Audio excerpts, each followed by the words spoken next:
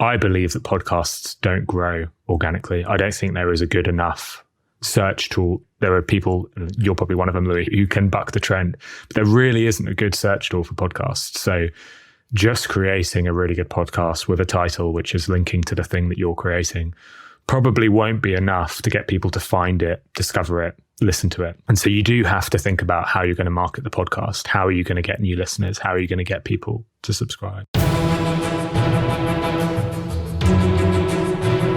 Bonjour, and welcome to another episode of EveryoneHatesMarketers.com, the no fluff, actionable marketing podcast for people sick of marketing bullshit. I'm your host, Louis Grenier. In today's episode, you will learn how to juggle a full-time job with a successful side project or multiple side projects. My guest today is my brother from a British mother. He's a product marketing expert working at Buffer right now, but he used to work for Hotjar. He's a consumer psychology fanatic. He's a podcaster as well with his Nudge podcast, which is simple evidence-based tips to help you kick bad habits, get a raise, and grow a business. Fantastic podcast. I recommend it to everyone listening. Nudge podcast. I've been in touch with my guest for a while. I've always admired how he manages to juggle the demanding full-time job that he has with his very successful quote-unquote side hustle. So Phil, and you, welcome. Hey, Louis. Thanks so much for having me. Thanks for that lovely, lovely intro. Brother from another mother. That's the first time I've been introduced like that. So I know. That's a big bit of praise for me. I know you don't say that to every guest. I don't say that to every guest at all. You're the first one I said that because it's true, right? We have so many things in common besides being very good looking. We've worked for the same company. We work for Hotjar. We do podcasting. You're doing it on the side right now. I used to do it on the side. You're into psychology. You love first principles.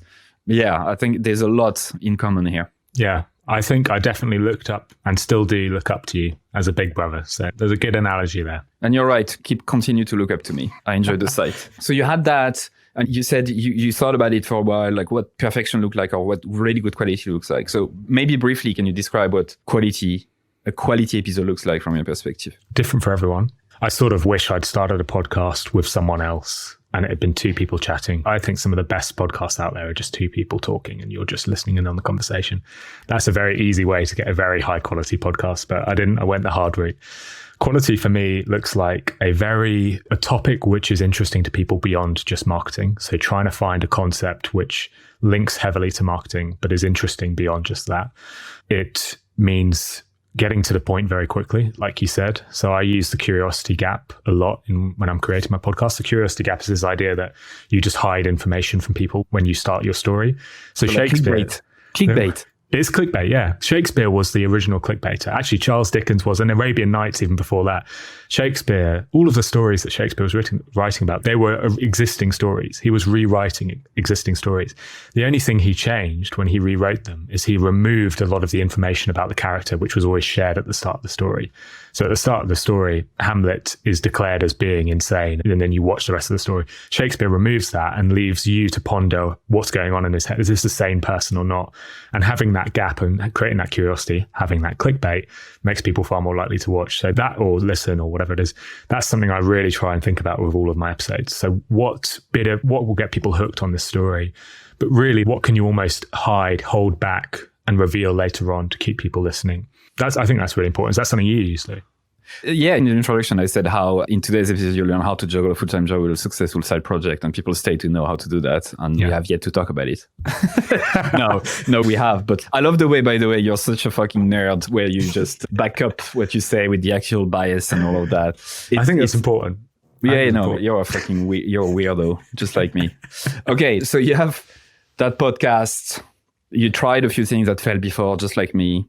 So people listening now, like they are excited, they feel they can do something, not necessarily a podcast, but something else, right? So let's maybe try to break it down into steps, into first principles that they can follow, especially for people listening right now who are in a full-time job. They might be happy, they might be unhappy, but they want to do something. They want to create art, right? In the right sense of the word, not a painting necessarily, but they want to share. So what's step one? What should they do first? I would say the first thing you want to do is go and read, if it's a newsletter, watch if it's a channel, or listen to the best in the field that you're looking to enter. So that's really important. This is classic positioning, right? Go and see what your competitive alternatives are and try and learn from them. Try and write down what they're doing. Try and figure out how they're doing things differently. Really spend a lot of time analyzing that. I think that will give you a bit of a leg up in terms of learning what's good. And that's not so you can be different. A lot of people would say, oh, listen to everything else so you can find out a unique angle. Oh, if we just talk about marketing, but then add a load of data science stuff, that unique angle will make people more likely to listen. I don't think that's why the most popular podcasts aren't uniquely different. They're just best in craft. They're just doing the same thing everyone else is doing, but at a much higher level. I think that's the same for newsletters. I think that's the same for everything else. It's such an important thing here. Right. Yeah. This is absolutely one of the biggest reasons why people don't do anything, or they do something and then they stop. They think they have to be unique, different. They are obsessed about thinking that they need to create something that is unique or different. No, you should lean, exactly as you said, you should lean on something that is already on in demand. For fucking sure, it already exists in some way, shape or form, like interview podcasts or whatever else. But then you have to find, you can play inside that cube once you have defined it, right? Yes, you can then make the best marketing podcast that interviews guests with actionable steps and whatever. But don't try to invent something brand new that no one fucking knows. Don't try to be too clever. And again, this is when taste and experience comes in, right? This is so difficult to explain consciously, but it's like this giving something that people are aware of, also giving them something slightly new, a little twist. Yeah. It's huge, isn't it? And I think you're right. It's why a lot of people don't start, because they just think, oh, I need to be completely different. And that's not true. You just need to be good at what you're doing. So yeah, do that. Do your research. Think a lot about what perfection looks like in your field, and then aim for it. Aim for it. So when you say doing research, let's go specific. What are we talking about here? How do you do research? So you said you talked about what perfection looked like. How did you actually do it? Yeah. So for me, I listened to every top. I went to the Chartable, which is where all of the ranks for podcasters are. And you can sort by top 10 in the UK. So you can sort by top 10 marketing podcasts. You can then chuck that marketing podcast into a website called Listen Notes and just see if it's only up there because it's like tweaking the algorithm in some way. So if it's on Listen Notes, but if it's not on Listen Notes, then you don't listen to it. And then listen to those ones that are really successful and just try and pick out what they're doing. I guarantee they're doing a few things. They're doing curiosity gap stuff. So they're holding back information and not sharing it right at the start. Most of them, and one other thing you should look for is whether or not these individuals already have a much bigger presence elsewhere, and the podcast is just a sidecar to that other presence, because the podcasts are people who, for example, are celebrities or have an unbelievable social media presence. We're talking millions, or perhaps are authors. Their podcast probably won't be best in class in podcasting because they're piggybacking on their other fame. So you want to look for people who are really only creating a podcast or focusing on that and seeing what they're doing, which is unique.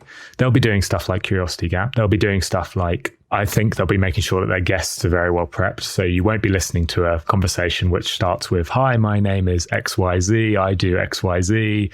Oh, brilliant. Tell me about, it'll be straight to the point. They'll probably have a topic which is really crisp. So the title of the podcast won't be Data Science Discussion with Dr. John Rosenfeld, who worked at Uber. It'll be something like really crisp, like how to juggle a full-time job. Yeah, be this. That you can picture what this thing's almost clickbaity. The data science thing you wish you'd known when you were just starting out or something like that. And they'll get right into that. And then they can save all of that sort of chatter for the midpoint of the podcast. I think that they'll do a lot of that. So yeah, that's what I would encourage people to do, that research first before starting. The rest of it's quite easy. So that's an example from the podcast. And if I had to go back a level up, it's really about looking for themes, right? Looking for commonalities. What do they seem to do? All of them. What tends to happen? And going back to your knowledge of consumer psychology, evolutionary psychology, it's very important, in my opinion, in the research phase to link it back to first principles, right? So that you don't fall into the trap of following best practices instead. So you mentioned the curiosity gap. You mentioned so many other stuff already. Like, why are they doing it? Why does it work on people? And is it going to work forever, or is it just a fucking trick, growth hack, and bullshitty move, right? So backing it up with actual fundamental truths about human behavior helps you to stay grounded and stop looking at fucking best practices that will go out of fashion. Yeah, there's this weird bias we have, which is when we see the input, the labor that goes into something, we value it much more. So if you see someone cooking your meal at a restaurant, you will say that meal tastes better. If you get given a whiskey and it says it's been casked for 40 years, you'll say it tastes better than the identical whiskey that doesn't have that label on it. If a real estate agent gives you, this is a real study, gives you a list of 20 houses and gets you to say how much you think those houses are relevant to you, and says they spent all night preparing that list, you'll value those houses more than the same list when he or she doesn't say that they spent all night preparing that list. That's input bias, labor illusion. And that's like, this is something which is not a growth track. This is not something that's come about. This is an evolutionary bias we all have. When we see the work that goes into something, we have a heuristic that means we value it more, and that will always be with us until we evolve into a slightly different species. So in your podcast, as an example, people will be listening to it with that in mind. They'll be thinking, how much time has this person put into creating this thing? There's a few things you can do right at the start of your podcast just to trigger that. One thing is you can say, I have spent 50 hours researching this topic. Here's everything I found. That's a brilliant way just to trigger it. It's exactly how Steve Jobs started almost all of his keynotes. If you listen back to the keynotes on iPad, iPhone, he starts by saying, we've spent 3 years working on this thing and we're so happy to introduce it. These speeches are absolutely written down to a T, and he's putting that in there because he knows it triggers the labor illusion. And that's the sort of thing, if you understand those first principles, you can use that in your podcast. If you start your podcast by saying, I've done this, or perhaps you have edited the audio in such a crisp way. Let's say you're doing a podcast on Theranos and Elizabeth Holmes, for example. She's back in the news at the moment. If you had a really crisp audio entry, which was 30 seconds long, loads of different cuts from her testimonies, her advertising, news journalists talking about it, you can show that you've put a lot of time into creating this thing without even having to say it. So first principles like that, they'll stand the test of time. Any other psychology principles that you need to look and you run your research? So you mentioned the curiosity gap, input bias, labor illusion. Anything else that stand the test of time on that you should lean on, whether or not you have a podcast or thinking of doing a podcast, like a newsletter or anything else? A big one is reciprocity. So reciprocity, you will laugh at me, Louis, for calling this a bias and for giving it a name, because it's just being nice to people is essentially what reciprocity is. It's one of Cialdini's 6 key principles of influence, is what he talks about it in his book, Influence, Robert Cialdini's book. And reciprocity is this idea that people feel inclined to return a favor. So we are more likely to do something for someone if they've done something for us. I see podcasters use this all the time. I use this a lot as well. So my course, which I created, I originally made it free. The only thing I asked for in return was a review of my podcast. And that helped my podcast get 300 5-star reviews within sort of 6 months really quickly. And that gave me the social proof that when people went and looked up my podcast, they would then know that it was good to watch.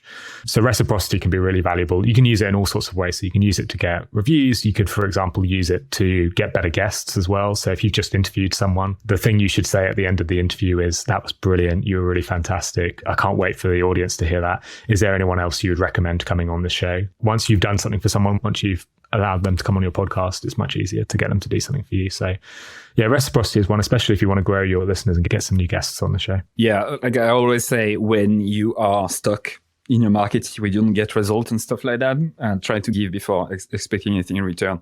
Usually that's the core thing that is missing. They expect to take from people, take money, take time, take resources out without doing anything on their side. You mentioned HubSpot before. It's a classic example now of reciprocity. We give knowledge for free and people will return a favor by paying attention. Lead magnets, I fucking hate the term, but lead magnets for newsletters, exact same thing. Like giving a book for free, sending a book over the post and signing it and say, that's it. The beautiful thing about reciprocity is you don't have to ask anything in return. The experiment where researchers sent Christmas cards to like, I don't know how many hundreds of people, and more than half, I think, replied with their own postcard. He didn't say reply with a postcard. He just sent it one. So you can just be very clear about just give something away without being sneaky, that people will reciprocate in some way, shape or form. The interesting side effect of this, or the other side of the reciprocity, is that there is actually a reciprocity decay, as you probably know, right? So the desire to give back wanes rapidly over time. You need to pay, you need to get the juice as fast as possible. Don't wait 2 or 3 months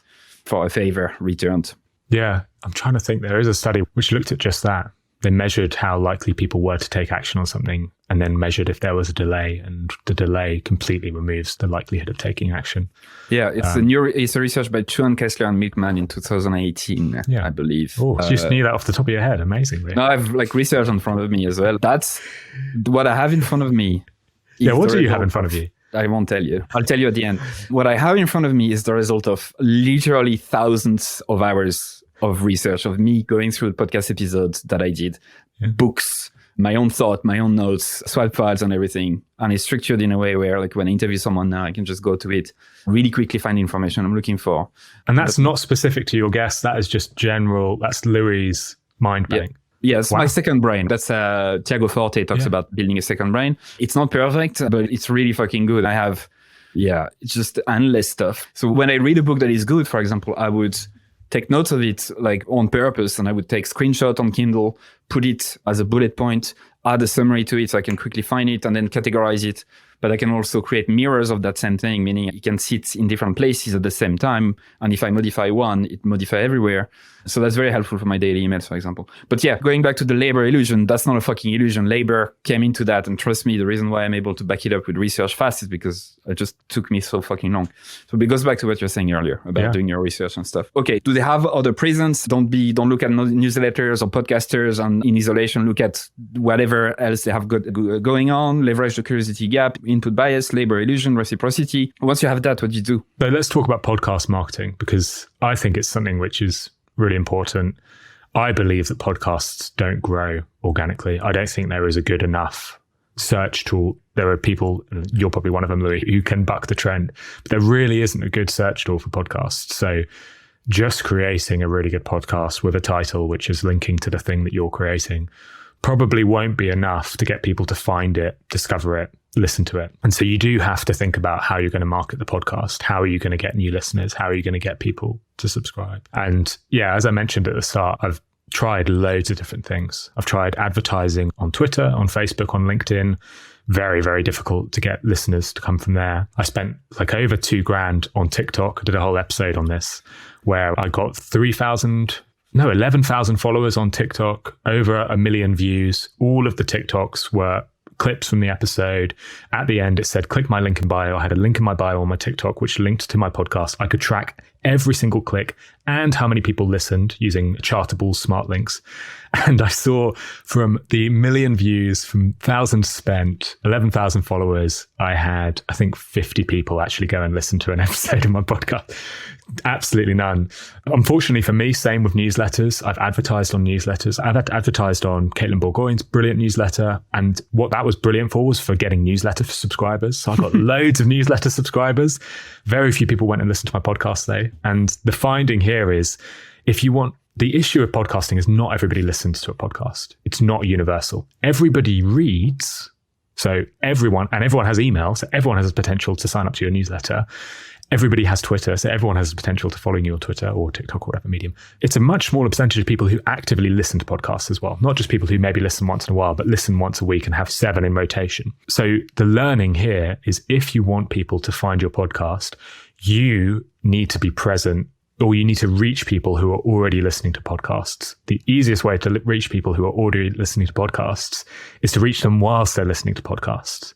So the cliche advice you'll hear here is go and be a guest on other podcasts. And it is cliche, but it really does work. So being a guest on other podcasts, like I'm doing today, is a great way to drive traffic to your own podcast. But I think there are other ways of doing it as well. So if you're a bit smaller, you can do feed swaps. So find a podcast of a similar size and agree for 1 week to you can put one of their episodes on your feed and they can put one of yours on your feed. That can be a good way to cross-reference, or just doing cross-promotion. So part of the HubSpot community, part of the agreement is there is a 30-second ad at the start of everybody's podcast, which pitches one of the other podcasts in the community, in the network. That's brilliant. Now, that's a very formalized thing, but I could have done that informally, and I should have been doing that informally with folks like you, Louis, and loads of others. I should have just been saying, like, I'm going to promote your podcast this week. Is there any way you can do the same for me? Because that's one of the best ways. And then finally, the easiest way to waste your money is to spend it on platforms where people aren't listening to podcasts. The issue is advertising on other podcasts is really expensive. So it's really not cheap per listener to advertise on podcasts. And yet the most significant growth I've seen from my show was advertising on a network. So I advertise on Acast's network. Acast run a bunch of podcasts, mainly in the UK. You can just create an ad, put it out over those networks. The ad is just me saying something about nudge, but there'll be a bit of a curiosity gap in there. There'll be a bit of labor illusion. There'll be a lot of social proof, and that will hopefully get people to listen to the show, clearly say what the show is and say, why don't you listen after this? That ad goes out across for a month in mid-rolls, pre-rolls, post-rolls, and that really does drive listeners. Overcast is something I hear I used to do a lot of Overcast ads. Just for people listening, Overcast is a podcast player, which isn't particularly popular. It's not as big as Spotify or Apple, but in that bracket below. But they let you pay to appear at the top of the category that the person is looking at as an ad. So if you click on business, you can appear as an ad at the top of the business category. The prices of those fluctuate quite a bit and can actually get really expensive. I've found that doesn't drive as many listeners as I hoped. It does drive subscribers and clicks on Overcast, but I've spent quite a bit on that and haven't seen the same level as actually being on another podcast. And I think this comes back to the point of, if someone's listening to a podcast, they hear an ad of my voice or your voice, Louis, saying, here's why you should listen to my show. That is the closest thing they can get to actually listening to this show. It's the closest they can get to knowing what the show is like. Reading one line of text on a podcast player explaining why everyone hates marketers is great won't really tell them why it's great. It's not really giving them enough information to go off. If they maybe have heard of the show before, they might click on it and listen to it. But advertising on another show is easily the best way to do it. So that would be my advice. Don't waste money on some of those other forms. Try and advertise on shows if you can. Yeah, I love that, man. You've thought about it way more than I ever have. I never did any of the stuff you mentioned, which is funny. I'm not saying this is bad, not at all. So again, I think going one level up, right? Forgetting that about podcasting, because I'm taking notes now, by the way. That's a new improvement for season 3. I actually take note of what people say. I don't try to remember it. I think the first principle here is be where people are already doing that thing. So if you're starting a newsletter, the easiest way is absolutely to be in other people's newsletter, because you know that they read your newsletters. Yes, everyone has emails. Do everyone pay attention to newsletters? No. My wife has an email. She doesn't fucking care about newsletters. So she's not in marketing. She doesn't give a shit. So that's, I think, very important. And this goes back to triggers. What are triggering people to start listening to podcasts? What are triggering people to do certain thing? And you can use the 5 W's thing, like why, when, where, with whom, with what. All right, a good question to ask. With what would be for listening to podcasts with my iPhone, with whom on my own, when in the morning during a run, or when I do my dishes.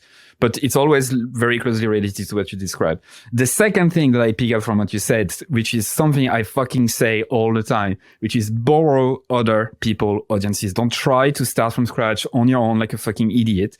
Do it by leaning on other people's audiences, creators' audiences, brand audiences. Having guests on a podcast works really well because they can share that with their network, but it works for any type of side project. So lean on things that already exist. Don't try to reinvent the fucking wheel, and definitely borrow other people's audiences and build partnerships. Like, as you said, for the podcast feed swapping and stuff like that. Don't try to do things in isolation. That's something I used to do. I used to try to isolate myself a bit.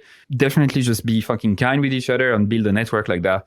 Definitely will bring you way faster than I think any other kind of first principles.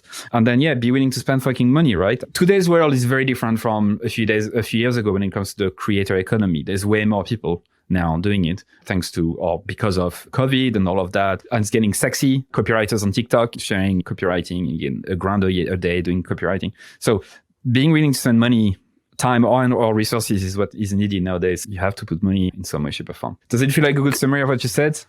It does, yeah. I would ask you a question, because I can imagine somebody listening thinking, this is great if I have a newsletter or I have a YouTube, if I'm on a platform where the thing I'm creating is on a platform that's creative anyway. That's not a good way of describing it. But you also have a course, you also run a cohort, and that's a lot harder to market. You wouldn't advertise your course on other courses.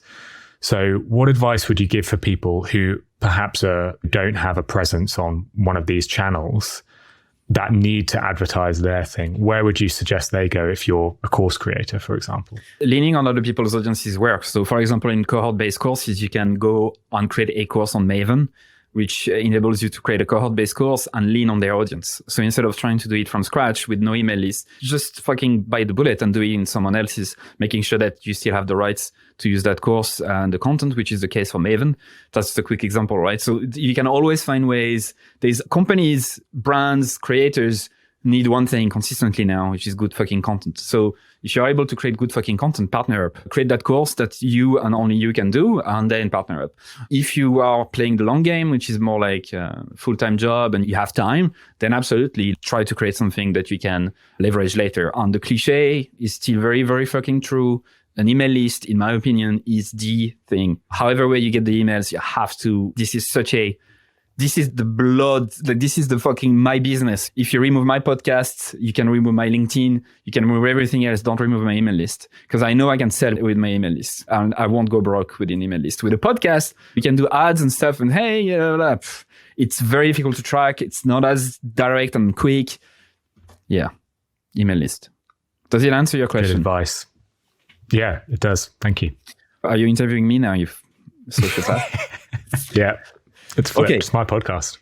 Yeah, welcome to Nudge. So let's move on to a bit more practical steps. Instead of asking you how would you recommend someone to do it, meaning juggle the two and start, I want to ask you how you did it. I want to hear a bit of your story, because your podcast is 4 years old. Did you do anything before like that, like on the side? Did you like, I don't know, run little events or whatever? What was your experience like before?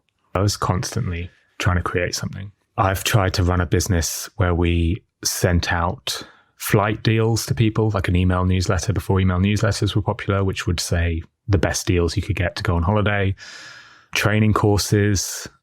I tried to run a really silly business, which was a B2B awards business. I basically was doing all the awards submission for my old company at Brandwatch. I thought, I'm just paying money to apply to any old award. I could just create my own awards and people would pay money to apply to that. And that was dumb. So yeah, I was constantly trying to think of things. The podcast was an interesting one. Me and some other colleagues at my old company, Brandwatch, we wanted to create something called the Digital MBA, which is not a new concept anymore, but back then was fairly new, where we wanted to get the same experience you would get from running an MBA, but online. Again, sounds very common now, but I think it was a bit newer back in 2018 or whatever we were thinking about it. And as part of that, I thought, I really love behavioral science. Let me go and interview a bunch of behavioral scientists and we can use that as part of the course. So I did all these interviews, and then, as usual with these side projects, just dwindled into nothing. We never did anything. And then I took a sabbatical from work in 2019. So me and my partner, we flew to New Zealand, lived in New Zealand for 3 months. I was like a waiter at a restaurant, just doing that. And then we went to South America, traveled across there for 4 months. And whilst I was waiting in New Zealand, I just kept thinking about these recordings that I had and thought, I'd really love to create that into a podcast. I'd really love to do something with my time. I've got a lot of free time. There's really something special in giving yourself time, just in general. It's just giving yourself time that isn't necessarily a holiday, but giving yourself time to think through what you're doing and to have the capacity to action on something you want to do. If I hadn't been traveling, there's no way I would have created the podcast. I wouldn't have had the time to do it and the energy to invest into it. So I had these 4 recordings and I thought, well, I can create 8 episodes out of that at least, because they're hour-long recordings, and my style of my podcast is basically a narrative discussion where the guest speaks and then I record a script that goes over the top, a bit more of a sort of NPR style. So I did those episodes, published them whilst I was away, got back. Very few people were listening. I just set myself the goal of getting 1,000 listeners to an episode, which I definitely hadn't hit by the time I got back. But I realized that I really enjoyed the process of creating the podcasts, really enjoyed researching them, and just continued to do it. And it grew slowly and slowly from there. I learned a lot of lessons about growth, but my growth was very stagnant for pretty much 2-3 years. Very little happened. Yeah, that sounds familiar. And you just kept at it, right? What made you keep going? So I did a 2-week podcast cadence, which made it very easy. So publishing one podcast, 20-minute podcast every 2 weeks is easy. I love behavioral science. I love psychology.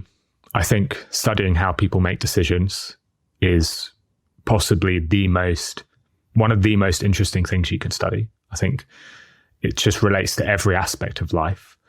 So I really loved reading all of the authors and having an excuse to interview them and talk to. I know it's cliche. Every podcaster says, I started a podcast so I could talk to experts. There's a little bit of that element. I think also I really enjoyed creating. I loved working on something and being able to look back at a 30-minute piece of audio, which was a creation of X amount of hours of work. Having an output which is so clearly defined is very rewarding, and something that you don't get in a typical marketing job. At least I don't think so. I just liked it. I liked having something that I could look at and say, that was me. I did that. Very much like the same thing for me. What made me keep going was I was enjoying those interviews. I felt easy. right? Like to talk to people felt very easy. And even though people were starting to give me feedback saying, you're very good at interviewing, I was like, it's just literally me coming up with shit at the top of my head, like literally, like without much preparation. But clearly I was good at it. But then the craft of shipping something and just getting out of your own head, and that's art, right? That's the true meaning of creating art. And in the world of AI at the minute, art will always be there, created by humans, because humans have this fundamental need to share what they believe in and their creations. I completely relate with that. One thing I'd add, Louis, is that I think we're getting onto this sort of rhetoric, which you often hear podcasters say, which is, oh, consistency helped me. Oh, I just built the consistency. You just have to make 30 podcasts. You just have to do it once a week. And I really don't want us to share that advice because I hate that advice. I hate it when podcasters say, oh, if you just create 10 podcasts, you're in the top 10% in the world, because most podcasts don't have 10 episodes. It's shit advice. And it's also bullshit. It's not true. Like, the worst thing you can do if you're starting something is just aim for a consistency number. I know it makes it easy to start. I know it makes it easy to write a newsletter if you just think, write 5. I know it makes it easier to start a YouTube channel if you just think, create 5 videos. But it's a very selfish thing to think away. You should be thinking, what do my audience want and what can I create? One thing, just one thing. What one thing can I create that would make people really want to listen? And that's nothing to do with consistency. You don't want to create 5 things and then after you've created 5, people will magically listen. Spend all of that effort creating one thing, one YouTube video, one TikTok, one podcast that people would actually want to listen to and share. And I think this rhetoric in marketing at the moment, that consistency trumps quality, is really bad. And I would urge people to look at YouTubers. I think YouTubers, because of the algorithm and because of the way YouTube is set up, successful YouTubers know that consistency isn't good enough. If you want to be big, you need to create one very high quality video and go from there. I just think the same for podcasts. It's way too easy to create 5 podcasts. It's really difficult to create one podcast, which is top class, A class.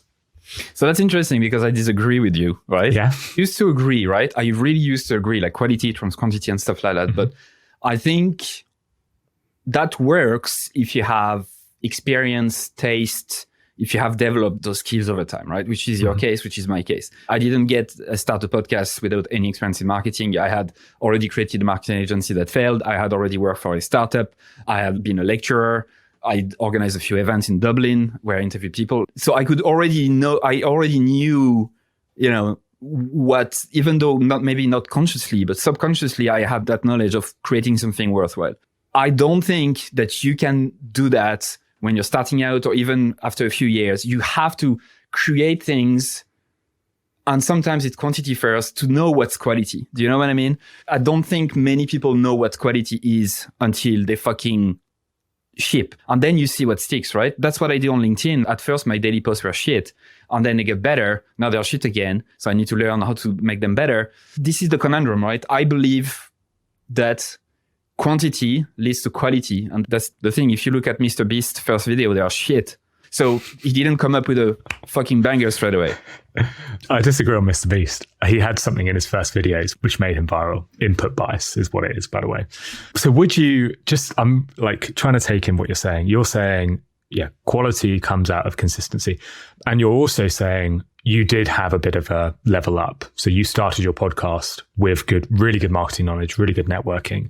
So what advice would you give to someone who doesn't have your foot up, who doesn't have, they're starting a podcast and they don't have the level of experience you have in marketing? Would you tell them that they could still start a podcast and still get to a good level by being consistent? No. I would tell them to get a job, work for someone else. Don't think you know everything because you don't fucking know anything. Don't try to create a social media marketing agency. Just fucking go to work with someone else. Understand what it actually means to be anxious about making payroll that month. What it actually means to get fucking dollars in, euros, pounds in, to be able to fucking live and pay yourself a salary. Understand what it means to not have any leads for 90 days, 120 days and struggling to know why this product is not fucking working. And then we can talk. Yes, my biggest advice is don't fucking think you know everything like I used to when I started my career. You don't know shit, right? We don't know shit. We know a bit more, but globally we don't know shit. And recognize that this is how you're going to learn. Start toying with stuff and all of that. Now you can get lucky, not do any of that and do it. But sometimes people have this kind of inherent gift of they just get it, like subconsciously they have this thing, or they grew up in like with parents who are into advertising, like the Daft Punk. One of the two guys in Daft Punk, his dad was into advertising, and so he was able to grasp the concept of creating something fucking spicy from the start because he had his dad talking to him every day about it. So unless you have that, you have to fucking give up on the thinking that you're special and smart, and you just do the work with someone else, and then you'll see. That's my advice. Okay, we definitely agree on that, because I think that's part of my view of this. Everybody is encouraged, no matter what level of experience, to share their story and to get their voice out of there. And if you just share it, people will listen. I still truly believe that podcasters especially spend far too much time creating and far little time perfecting. I think if podcasters spent as much as the time they did creating their podcasts as they did strategizing and thinking about how to really perfect it, how to come up with a bit of content which is really relevant, the levels of podcasts would be much better. I just don't think that's happening. I completely agree with you on this. But this is the problem by saying that quality, think about one piece of content, is that for most people that creates the anxiety and the stress of, I need to make it so good. And they never fucking do it. Yeah. They never do. So it's like focusing on a number really helps at the start. And then once you know what sticks and what doesn't, then you can reverse engineer and do that. But that's why, for example, the first interviews that I did, I had a different structure where I used to spend a bit more time with the guests and asking them how they are and their career and shit.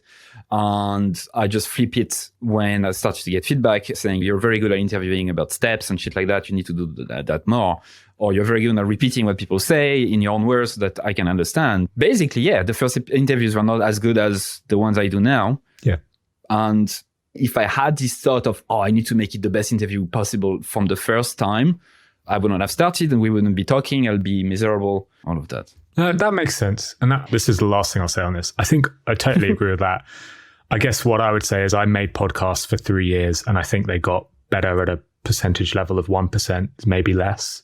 And then I spent 6 months thinking critically about what perfection looks like and how to grow and learning from others and investing time into thinking about that. And I think just from numbers alone, like that's when growth started to happen. And so I agree there's a lot of value that comes out of learning through doing.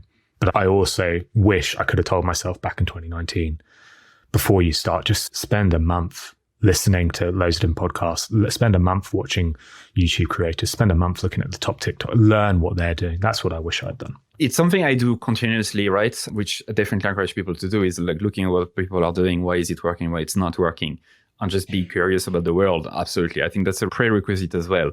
I don't do it like I don't take a day to analyze everything. I just do it on a regular basis. Like I follow some newsletters, I follow some creators on LinkedIn, Twitter. I do seem to have the pulse, and that's enough sometimes. But yeah, I agree with you. Okay, moving on. Side hustling is very hot right now, right? The creator economy is hot. It's hot as fuck. Everyone's talking about it, or it feels like everyone's talking about it. So why don't you quit your job like all the gurus tell you to? Yeah, good question. First of all, I love my job. It's a great place to work. It's a fantastic company, and it's a company that's very supportive of side hustles. Yeah, there is a lot of a push to quit everything and go full-time on a side hustle. There's a good analogy that if you're doing a side hustle, maybe you're spending a fifth of your time or a sixth of your time working on something. And if you're generating a certain income and you times that by 6, you can quickly try and predict what you might make. You've done it another way, Louis, which is you've pre-sold. And that's always, I think, a really smart way of going into a side hustle. So pre-selling, figuring out what you'll make before you actually dive in. So that's something to do as well.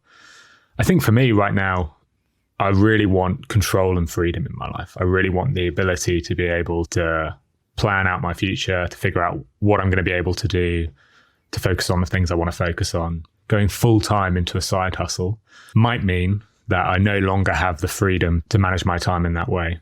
I think that might be the reason. I also think there is a point at which people get to with their side hustle where you just know it's a full-time thing.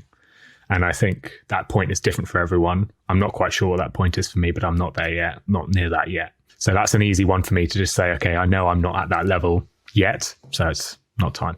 So in terms of when we talk about your side projects, so you have the Nudge podcast. If we break it down, like you have the Nudge podcast where you tend to do solo episodes at the minute, right? Yeah, heavily researched, well edited. Then you have a newsletter where you basically link to the podcast, correct?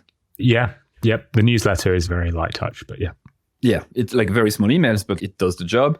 And then you have a course as well. You created a little course. Yeah. So that was about 3 years ago. I created a course called the Science of Marketing course, breaks down marketing into different funnels and talks through how psychology can be applied at each stage. And do you have anything else on top of that? Do you make money from all of those? Yeah, good question. My podcast is part of the HubSpot Creator Network. So HubSpot, this is very interesting from a marketer's point of view. Those in SaaS will know HubSpot is historically famous for inbound marketing. So they promoted and almost coined inbound marketing and built their strategy around creating content on their website, usually via their blog, that was well invested, well created, well researched, and it made people come to HubSpot.com, read that content, and then a portion of which would convert. I'm saying this like it's a new thing. Every marketer listening to this will be like, yeah, that's just marketing. But when HubSpot came up with that model, probably 2008, 2010, 2011 maybe, that was really new. And it became how all SaaS companies marketed themselves, and really now how all companies market themselves, especially those with an online presence. They built this inbound marketing model. In 2019 onwards, HubSpot started to realize that inbound marketing just doesn't work as well as it used to.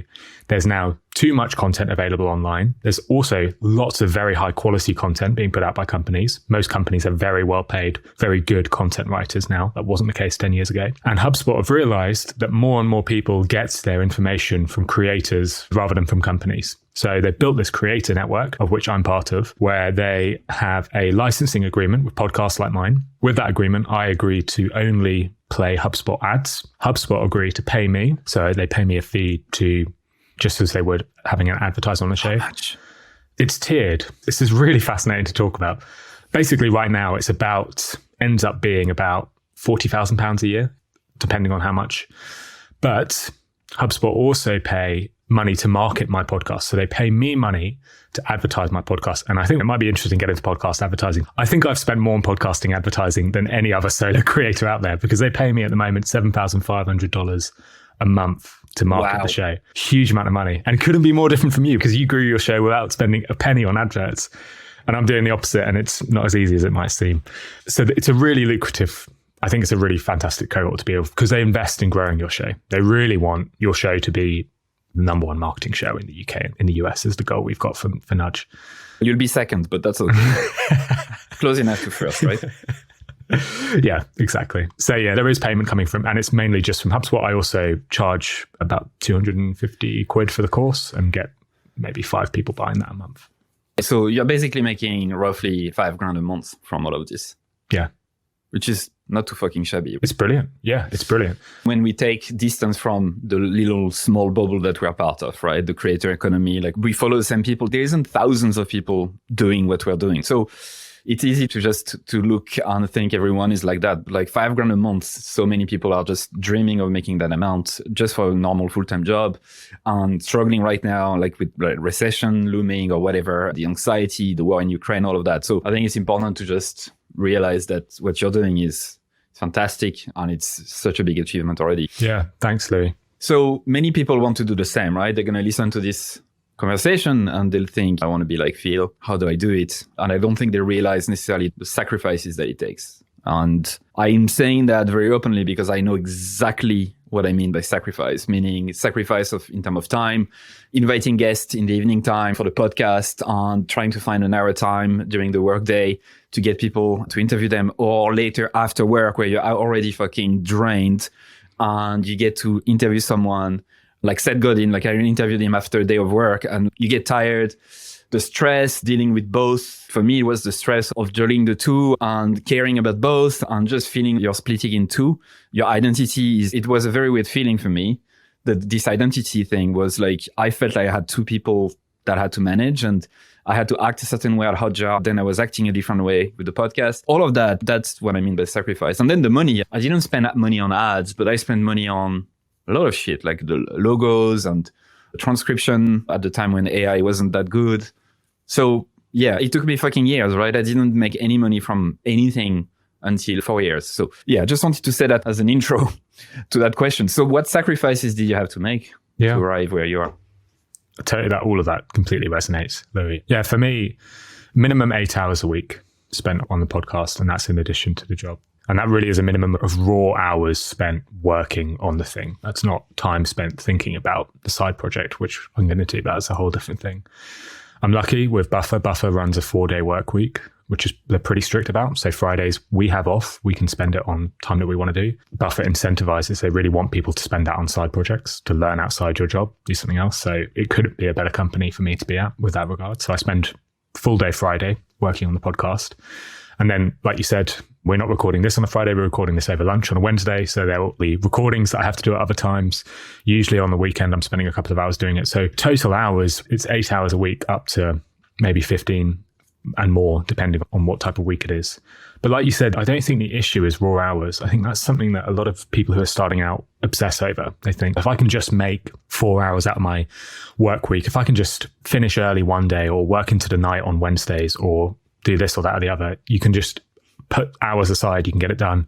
It's not how it works. It's not really about the amount of hours. The real issue is the attention. So previously, if you don't have a side hustle, your full attention can be on work and then all the other shit that comes with a life. But with a side hustle, you have this competing attention where there is constantly something else competing for your attention, which is not as important for me. Like my full-time job is arguably more important. It's what I spend more of my time doing. But it can compete for your attention, and that can be really hard to juggle, trying to find the time to think about it in the right way. Because most of the job of being a podcaster is coming up with crap to talk about, coming up with an episode to create, researching, reading, thinking about what to do next. That's the big anxiety element. So managing the attention is the real issue. Of course, you can have a podcast for months and do it like on the Wednesday evening, as you mentioned, whatever. But can you do that for 4 fucking years? Most likely not. So you need like the discipline, the structure, the confidence. There were so many moments where I nearly quit that fucking thing. And it's just, that's what it requires, right? So the brain, exactly as you said, the 4 hour that you might think of putting aside instead of watching Netflix is not equal to other hours necessarily at the beginning of the day, because your brain just doesn't function anymore. So it's such a big thing that people don't realize when it comes to that. And just to talk about briefly what you mentioned. So you said at Buffer, 4-day work week, they actively encourage you to do side projects. With Hotjar, this is when I had an issue for a bit, right? And don't get me wrong, Hotjar was fucking fantastic to work with. I'm just so grateful for everything they've done for me, for my career, for my skills. I've learned so much. Being part of the like rocket ship like Hotjar was just tremendous. I love the product, everything. But they really had a struggle with the side project thing, right? It was not an issue at first when I got hired, but after a while it became an issue where it felt they were not super comfortable with it. And from their perspective, I understand. They want people committed to the job, and they know that a side project takes a lot of your attention, and maybe your proper hours, like where you're very productive, maybe tend to go to the side project, not to the full-time job. As an employer, I understand that perspective. So you don't have to deal with that now, which I think removes some part of the anxiety that I had towards the end of it. Yeah, I experienced something similar maybe at Hotjar. Hotjar, again, were very supportive. But there was always a question of if it's making money, it's a different question. I don't know if that's what came up with you, but that's what I remember hearing. And yeah, that actually, I left Hotjar because Buffer for me was a better fit. But that did come into my thinking as well. Of here's a company that doesn't actively has people at Buffer who create brilliant apps, which make far more than I do of my podcast. People who write books, run side hustles, run podcasts. It's a real community of creators who have a side hustle. So that did come into my thinking. And yeah, the stress, I really feel for people who are at companies who don't support their side hustle. And they have to hide. Yeah, having to hide it is really tough. Okay, doing your research, leaning on those principles, like being where people are at, being willing to spend money, like borrowing other people's audiences. Anything else you can think of as a last step, as a last kind of insight, advice for people? I could give more cliche stuff. I do think you have to love it. I do think you have to enjoy what you're doing. I do think it makes a difference if you feel energized when you wake up and do the thing. But that's not really, you can't really follow that advice because you can't start loving something if you don't want to. But so pay attention to what you love though. Like the advice that I've learned through a few guests is instead of trying to figure out actively, what do I like? What do I enjoy? Look at evidence of that thing. So this is why writing is important, even whether it's journaling, blogging, leaving notes, looking back at all the stuff you've done in the past, right? Like I started a fake forum with my friends in high school to take the piece out of curling as a sport when we discovered it in the Winter Olympics. And that was the first time I've ever created something. And I learned how to create a forum. At the time, there was no Facebook and shit like that. And I created a forum from scratch. And I forgot about it until a few years after when I was lost and I didn't know what to do. Marketing wasn't in my mind. And I connected the dots there. I was like, fuck. This forum, this thing, all of that is the same shit. And sometimes it's as easy as that, looking back. Don't try to like overly rationalize and what do I love? Look at evidence because your brain, your subconscious would have done shit over the years. That's what I think. Yeah. Yeah, I'll add one more point to that. That's brilliant. I want to find that forum now. Wayback Machine. Yeah, one more thing I'd add is that's the cliche thing is people will tell you do what you love. And then it's how do I know what I love? And I think there is good evidence of what brings people enjoyment. And it tends to be control and freedom over financial benefits. So there's a brilliant book by Elizabeth Dunn and Michael Norton called Happy Money, which analyzes an unbelievable number of studies on how money affects us. And there's also another good book on this book called Fortitude by Bruce Daisley. And both of those clearly make the point that the thing that brings fulfillment in life, that brings joy to the work you're doing, is not the payment that you get. It's the control and freedom and autonomy you have over creating that thing. So if you have a choice in your life to pick a road of reducing your freedom, your time, your creative endeavor, but increasing your financial reward versus the other road, the evidence suggests, at least on average, that people are happier when they pick the route of control. So no matter what you're doing, if you're starting a newsletter, for example, and you decide to, I might sell that newsletter to a company and instead we'll just write content for this company in particular, that actually might, even though that financially might make sense, that might not make sense from a freedom point of view. Yeah, it's such a very important irrational human need, something that we desperately need at all times, like feeling in control, which is why religion and sect and all of that exists. It prevents you from thinking all this universe and we don't fucking know where it's coming from and all of those troubles in the world. It's much easier to think there's one guy responsible up there for all of that shit and boom, much easier to control than thinking it's just chaos and it's random and you can't do shit about it. Phil, you've been an absolute pleasure. Love you, you know that, right? And I love what you do. You will be second in the marketing chart moving forward as I'm starting again, but it's only fair. What top 3 resources would you recommend listeners today? Can I just recommend 3 books? I think reading is one of the easily the best things you can do with your time. Yeah, you probably are marketers who want to learn more about marketing. I would recommend reading Influence by Robert Cialdini. He's the godfather of social influence. I know Louis recommended this to you hundreds of times, but if you haven't read it, go and read that. Louis had Richard Shotton on the show before. His book, The Choice Factory, is much more up-to-date version of that sort of concept. It's brilliant. Definitely go and read it. He's also got a new one coming out.